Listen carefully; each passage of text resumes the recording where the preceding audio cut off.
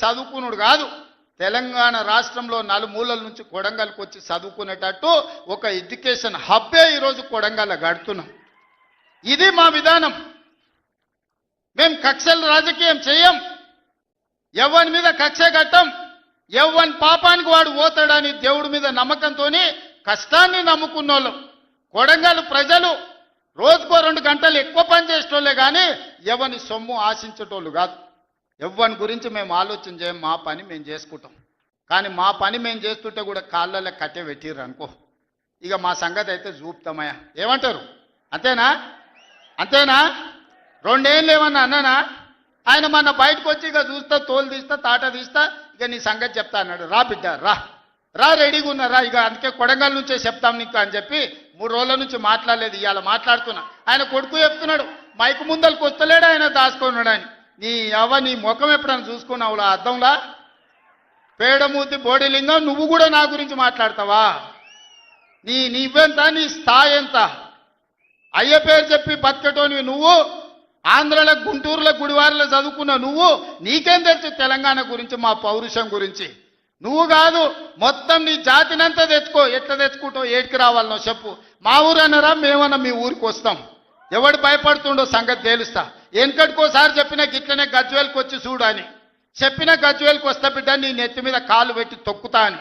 గజ్వేల్కి లక్షలాది మంది కార్యకర్తలతో పోయినాం, కాలు మీద పెట్టి తొక్కితే పాతాళానికి పోయిన మళ్ళీ ఇప్పటి వరకు తేలలేదు.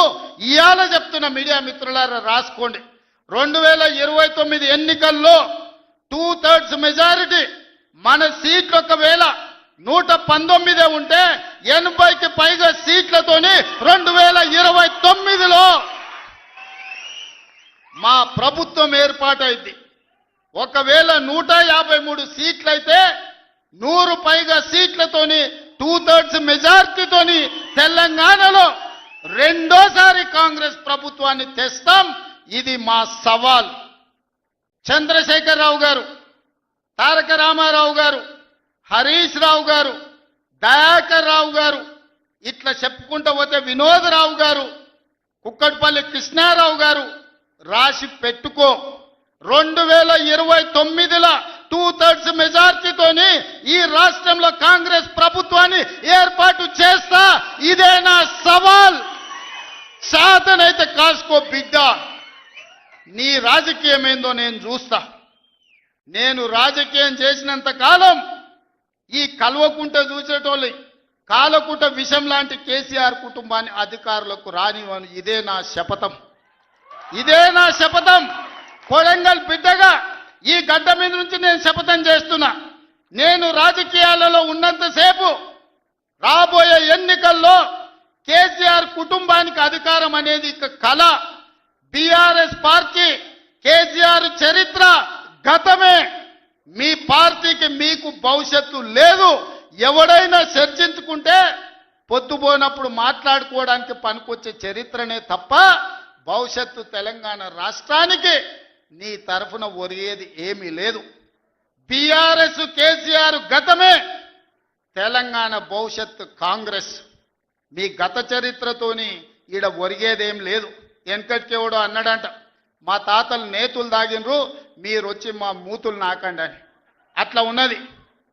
నిన్ను అసెంబ్లీలో ఓడగొట్టినాం, పార్లమెంట్లో గుండు సున్నిచ్చినాం, మన కంటోన్మెంట్లో బండకేసి కొట్టినాం, మొన్న జరిగిన జూబ్లీహిల్స్లో బోడబండలో బండ కింద వాతి పెట్టినాం.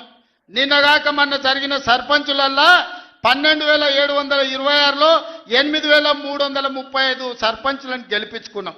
సిగ్గు లేదు. ఇన్నిసార్లు ఓడగొట్టినా ఇంకా సిగ్గు లేకుండా బయటకు వచ్చి కింద పడ్డ పైకాలు నాదే అని వెనకటికి ఓడో అన్నాడట.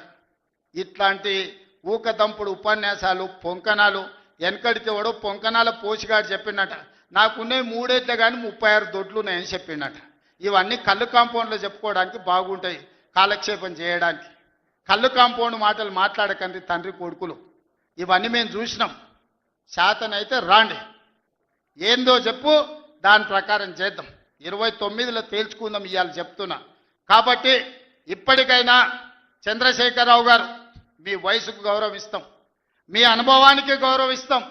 ప్రతిపక్ష నాయకుడు నీకు హోదా ఉన్నది. శాసనసభ సమావేశాలు ఏర్పాటు చేసినాం. 29 నుంచి చర్చలు రాబోతున్నాయి. 29 నాడు నువ్వు వాడికి ఎన్ని రోజులు సభ జరుపుదామో నువ్వు